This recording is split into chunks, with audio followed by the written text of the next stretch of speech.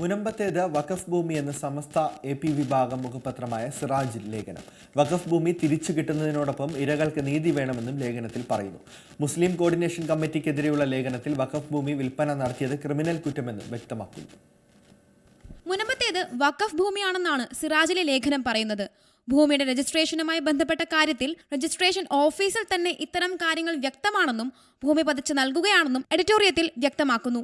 വഖഫുമായി ബന്ധപ്പെട്ട വിഷയത്തിൽ ക്രിമിനൽ ഗൂഢാലോചനയുണ്ടെന്നും വ്യക്തികൾക്കും രാഷ്ട്രീയ നേതാക്കൾക്കും ബന്ധമുണ്ടെന്നും പരാമർശമുണ്ട്. അത്തരത്തിൽ ഉന്നത രാഷ്ട്രീയ സ്വാധീന ബന്ധങ്ങളുള്ളവർ നടത്തുന്ന ഇടപെടലുകളാണ് ഇതിലേക്ക് എത്തിച്ചിരിക്കുന്നതെന്നും OM തരുവണയുടെ ലേഖനത്തിൽ ചൂണ്ടിക്കാട്ടുന്നു. വഖഫ് ഭൂമി അന്യാധീനപ്പെടാൻ പാടില്ല. ഭൂമി വിറ്റ് പണം സമാഹരിക്കാൻ പാടുള്ളതല്ല. അത് തിരിച്ചു പിടിക്കണം.